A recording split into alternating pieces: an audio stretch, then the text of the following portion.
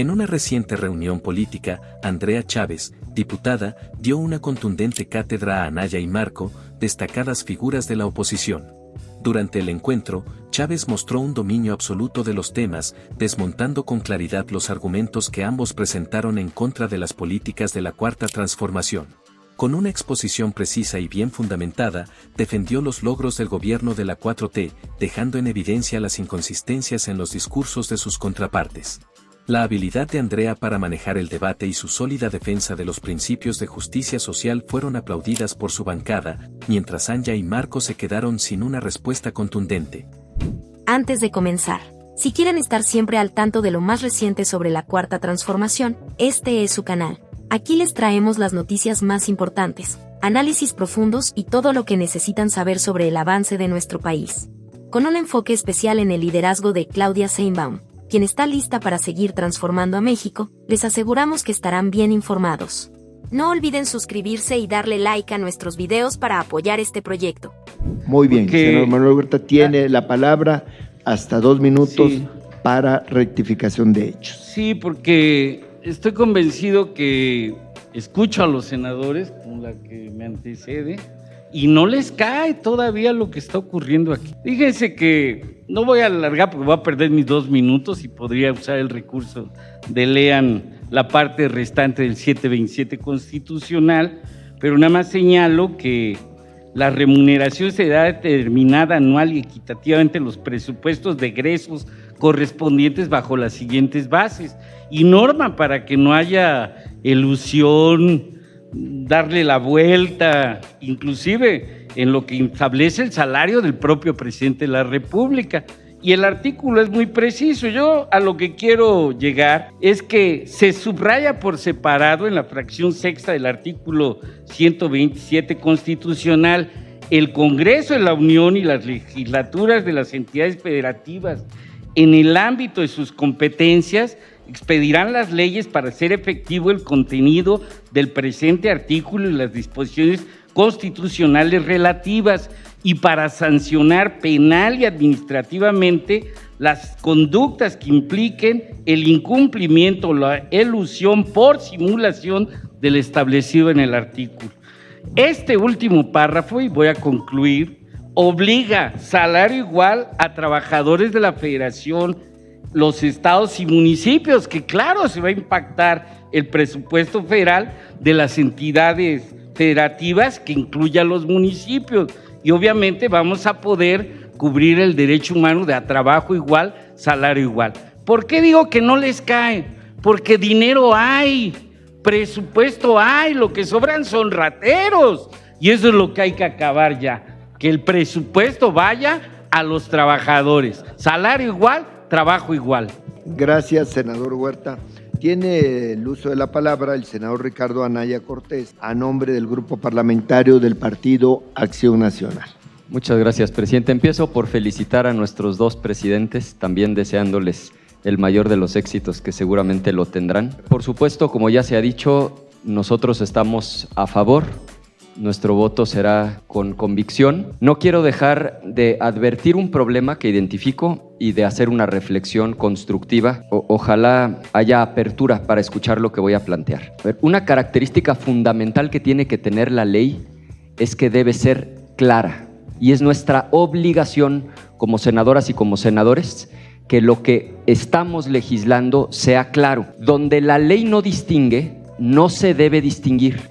La reforma está planteando que los policías, médicos, enfermeros, sin distinguir si son federales o estatales, tendrán por lo menos una remuneración equivalente a lo que es el salario base de cotización, hoy 17,868 pesos. Aquí se ha dicho que la reforma no aplica para policías municipales, para policías estatales. Pero yo le quisiera pedir, presidente, que disponga usted que la Secretaría lea el 116, fracción sexta. Les rogaría que detengan mi tiempo mientras se lee el 116, fracción sexta, y escuchen cómo con toda claridad en el 116, fracción sexta, se establece que las relaciones de trabajo a nivel estatal se establecerán con base en lo dispuesto por el 123 que nosotros estamos modificando. Y después que lea el 115 fracción octava párrafo segundo, que hace exactamente lo mismo al referirse a los municipios. Si les puedo decir, presidente, que detengan mi tiempo porque a mí no me hacen caso mientras se lee el 115. Lo haré. Fracción octava párrafo segundo. Fracción. El 116 fracción sexta y el 115 fracción octava párrafo segundo. Le pido al senador secretario y obsequiamos la petición del senador Ricardo Anaya y podemos dar lectura a los dos conceptos que está solicitando. Con gusto, presidente. Artículo 116, fracción sexta de la Constitución Política de los Estados Unidos Mexicanos. Las relaciones de trabajo entre los estados y sus trabajadores se regirán por las leyes que expidan las legislaturas de los estados, con base en lo dispuesto por el artículo 123 de la Constitución Política de los Estados Unidos Mexicanos y sus disposiciones reglamentarias. Artículo 115. Voy a leer el primer párrafo para que se pueda entender. Los estados adoptarán para su régimen interior la forma de gobierno republicano, representativo, democrático, laico y popular, teniendo como base de su división territorial y de su organización política y administrativa el municipio libre, conforme a las bases siguientes. Octava, las leyes de los estados introducirán el principio de la representación proporcional en la elección de los ayuntamientos de todos los municipios. Las relaciones de trabajo de los municipios y sus trabajadores se regirán por las leyes que expidan las legislaturas de los estados con base en lo dispuesto en el artículo 123 de esta Constitución y sus disposiciones reglamentarias. Muchas gracias. A ver, no voy más lejos. Los presidentes de las comisiones sostienen que esta reforma… Disculpe, senador. Sí. Ya activaron el reloj. Gracias. Los presidentes de las comisiones sostienen que esta reforma no alcanza al ámbito municipal. El senador Huerta, del mismo partido, sostiene que sí alcanza al ámbito municipal. ¿Qué mejor prueba quieren de que esto no está claro? Vamos a generar una enorme confusión. Y no es menor el problema, porque el policía promedio municipal en Chiapas gana 6,600. El salario base de cotización es 17,800. En Tabasco 6,650, en Veracruz 8,900, en Hidalgo 8,700. Entonces yo lo único que les estoy pidiendo es legislemos con claridad. Si en esta comisión los que votamos tenemos dos interpretaciones distintas, nada más imagínense lo que vamos a generar allá afuera. Y yo me sumo a la interpretación del senador Huerta, que aplique a los municipales, pero aclaremos de dónde van a obtener los recursos los municipios del país para poder subir el salario de 6,600 a 17,800. Segunda reflexión, es un paso, y conste que lo único que estoy planteando es clarifiquemos, no estoy tratando de molestar a nadie. Me parece que lo saludable es que esto se clarifique. Segunda reflexión, creo que este es un paso muy positivo que estamos dando y yo sí quisiera recuperar que hace 10 años coincidimos, por cierto, de las pocas votaciones en las que hemos coincidido el senador Huerta Ladrón de Guevara y su servidor, cuando se desindexó el salario mínimo. Y fue un paso correcto, porque en aquel entonces aumentar el salario mínimo implicaba aumentar el valor, por ejemplo, de una licencia de funcionamiento, de una estética, de una miscelánea, de las multas. Entonces, un primer paso se dio en 2014 cuando se desindexó.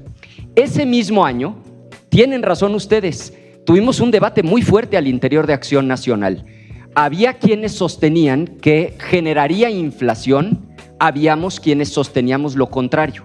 Tan sosteníamos lo contrario que hace 10 años, en 2014, reunimos 2.5 millones de firmas para proponer una consulta popular. Y lo que la consulta popular buscaba en aquel entonces, y lamento que ya no esté el senador Corral, era justamente lo que él planteó: equiparar el salario mínimo con el salario digno. Porque para que el salario mínimo sea un salario digno, tiene que alcanzar para cubrir las necesidades básicas que le permiten a una trabajadora o a un trabajador vivir con dignidad. Y yo lo que hoy quiero destacar es que es cierto, muy positivo el aumento del salario mínimo y muy positivo que hoy estemos estableciendo que no podrá incrementarse de manera menor que la inflación. Pero también creo que es fundamental que hoy entendamos que el salario actual de 7,600 pesos al mes sigue sin ser un salario digno, porque hoy no alcanza todavía para cubrir las necesidades básicas, y no lo digo yo, lo dice Coneval, porque Coneval establece dos cosas: una cosa que se llama canasta alimentaria, que es lo que alcanza para comprar, y Coneval lo dice con toda claridad, no dice alimentos en términos abstractos, es arroz, tortilla, carne, huevo, leche en cantidades razonables. Esa es la canasta alimentaria. Y segundo, Coneval establece la canasta no alimentaria, es decir, lo que se necesita para vivir con dignidad en adición a los alimentos, es decir, vestido, vivienda, calzado, cultura, educación, esparcimiento. Para que el salario mínimo en México sea un salario digno, lo tenemos que llevar hasta los 15,520 pesos, porque tiene que alcanzar para una familia, y la familia en promedio en México es de 3.4 integrantes. Ahora, tan la doctora Sheinbaum coincide con este razonamiento que recientemente dijo debemos subirlo a 2.5 canastas. ¿A qué se refiere la doctora cuando habla de 2.5 canastas? A lo que yo acabo de decir, a la canasta alimentaria, concluyo, presidente, y a la canasta no alimentaria. Nuestra posición es que las familias mexicanas en promedio no son de 2.5 integrantes, sino de 3.4. Claro que sería un paso muy importante. Senador, concluyo, si pudiera concluir. concluyo. Claro que sería un paso muy importante llevarlo a los 11,400 que está proponiendo la presidenta. Yo lo que les pido es que no perdamos de vista el faro. El objetivo es que con una persona trabajadora, una familia entera pueda vivir con dignidad. Y para eso necesitamos canasta alimentaria, canasta no alimentaria por 3.4. Es cuanto, presidente. Por Gracias. alusiones Senador. personales, Sí, Positivas. Si me permite. por alusiones. Sí, con muchísimo gusto, senador Huerta. Había solicitado el uso de la palabra para rectificación de hechos el senador Insunza. Después tendría la palabra para alusiones personales Es el primero senador las Huerta. alusiones, ¿no? Muy bien, Gracias, presidente. está muy bien. Senador Huerta, tiene usted la palabra para alusiones Es que es muy personales. importante este debate, porque lo que hay que remarcar por las alusiones que hacen los del PAN, que no nos oponemos a la reforma, por favor. Lo que estamos precisando desde la primera intervención, cuando escuché a senadores y lo sigo escuchando, que a mí me queda muy claro que hay que considerar el impacto presupuestal de los distintos ámbitos de la administración pública, que esto nos obliga a ello, porque estamos planteando, como lo ha hecho Andrés Manuel López Obrador en los últimos 6 años, y lo está planteando la presidenta Claudia Sheinbaum, que queremos mejorar las condiciones laborales de médicos, policías, Guardia Nacional, maestros, y que todo esto es para abonar en la estrategia de seguridad de municipios y estados. Y para ser más claro, yo decía hace un rato, presupuesto siempre ha habido, dinero siempre ha habido, lo que sobraban eran rateros, se andaban llevando todo el dinero y no le hacían llegar los recursos al pueblo, y es lo que aquí estamos debatiendo el día de hoy. Gracias, senador Huerta. Con mucho gusto, por alusiones personales. Agradezco el comentario al senador Miguel Pavel. A ver, se dicen aquí verdades a medias. Acción Nacional, por supuesto, ya lo dijimos, vamos a votar a favor. Es una buena medida, pero no está, como ya se expresó aquí, concreta, puntual, clara, 1, 2. Pero no es cierto que esto vaya a resolver el problema. La gente le alcanza para menos. Ya lo explicaba. porque quitaron el seguro popular, porque no hay medicamentos, porque la gente tiene que pagar su propia seguridad o su transporte privado porque el transporte público es muy inseguro.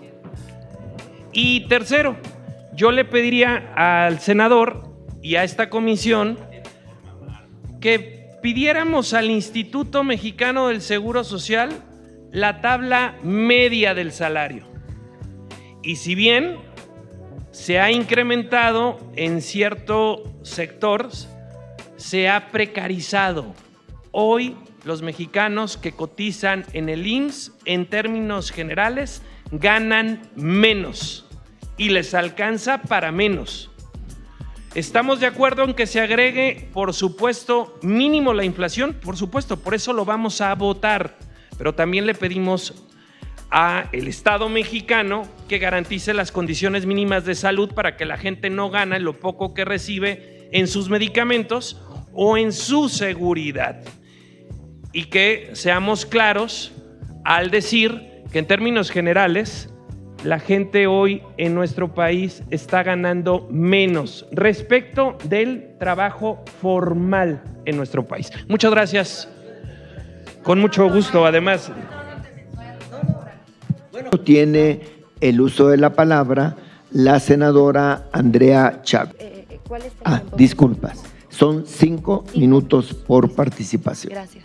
Gracias, senadora. Muy buenas tardes, tengan todos y todos. Saludo con mucho gusto a quienes integran las comisiones de puntos constitucionales, de estudios legislativos, al equipo de asesores que nos acompaña, como siempre, al equipo de camarógrafos del canal del Congreso, a quienes nos están viendo a través de redes sociales y al pueblo de México en general. Felicito con mucho agrado la presidencia de nuestro compañero senador Óscar Cantón Cetina de la Comisión de Puntos Constitucionales, pero también de nuestro compañero Enrique Insunza en la Comisión de Estudios Legislativos. Enhorabuena a los dos. Fíjense que yo no iba a participar, me iba a reservar para la tribuna del Pleno, pero escuché aquí, me parece, porque los conocemos, de mala fe, con voluntad, mucha desinformación, muchas mentiras que están enclavadas en una estrategia conjunta de infodemia y fake news que lleva a cabo la oposición a nivel nacional. Empiezo diciéndoles que el gobierno federal que encabezó Andrés Manuel López Obrador alcanzó récords históricos en formalidad laboral, incluyendo a las mujeres trabajadoras del hogar. Récord histórico en generación de empleos. De hecho, tenemos la tasa de desempleo más baja después solamente de Japón a nivel mundial, y eso a pesar de que atravesamos una de las peores crisis sanitarias y económicas que ha vivido el mundo en las últimas décadas. Me refiero a la pandemia provocada por el virus COVID-19, y además existe una reforma muy reciente para que la clase trabajadora se pueda jubilar con el 100% de su salario, pensiones dignas. Miren, Andrés Manuel López Obrador, cuando llegó en 2018 a la presidencia, heredó el salario mínimo en 88.36 pesos. Ahora alcanza el salario mínimo al interior de la República los 249 pesos y en la zona de la franja frontera norte los 375 pesos. El salario mínimo ha aumentado en un 110% en términos reales. Estamos hablando de poder adquisitivo. Y es cierto, la Comisión Nacional de los Salarios Mínimos ha establecido que en los últimos 6 años se ha incrementado el salario mínimo mucho más de lo que en los 36 años anteriores a la llegada del licenciado Andrés Manuel López Obrador a la presidencia. Y si a comparaciones vamos, comparemos. Miren, con Fox no solamente no hubo crecimiento en poder adquisitivo, sino que hubo una disminución del menos 5.85% del salario mínimo en términos reales. Con Calderón y Peña Nieto el aumento fue marginal, con Calderón del 6.19% y con Peña Nieto del 11.95%. Repito, con Andrés Manuel López Obrador del 110.18%. En 1980 ostentaba México el tercer salario mínimo más alto de América Latina y en 2010 llegamos al antepenúltimo lugar.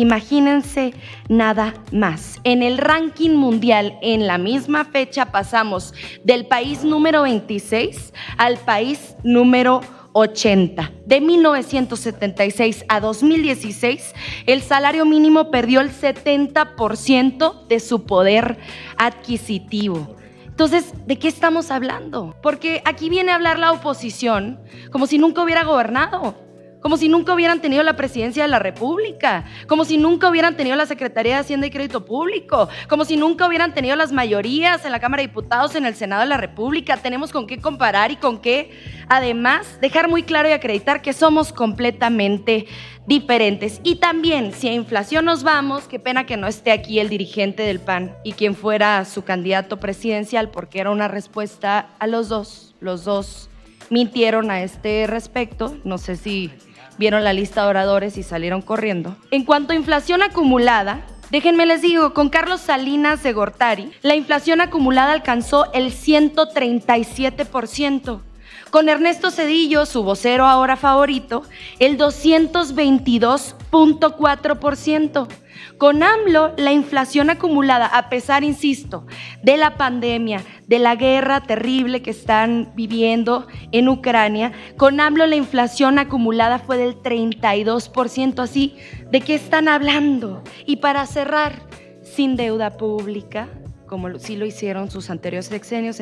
Quiero decirles rápidamente que lo que antes era la falacia del periodo neoliberal acerca de que con el incremento del salario mínimo incrementaría también la inflación, ahora es el tema del nearshoring. Y yo les quiero decir una cosa, yo confío plenamente en el talento de la doctora Claudia Sheinbaum Pardo para poder capitalizar la relocalización de empresas en nuestro país, no vendiendo que tenemos una mano de obra barata, sino todo lo contrario. Y sumándome a lo de la caña de pescar, les digo una cosa, decían mucho, no les des el pescado. Le rogaría poder concluir. Decían los opositores, no les des el pescado, enséñales a pescar, pero ellos no se dan cuenta que los de la oposición tenían secuestrada la caña de pescar. Con eso cierro. Muchas gracias, presidente. Gracias, senadora Chávez.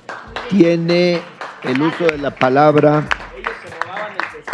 el senador Luis Alfonso Silva.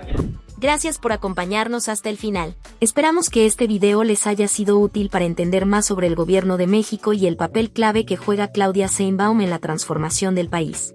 Si les gustó el contenido, no olviden darle like, suscribirse al canal y activar la campanita para que no se pierdan ninguno de nuestros próximos videos. Nos vemos pronto con más información importante sobre el futuro de México. Hasta la próxima.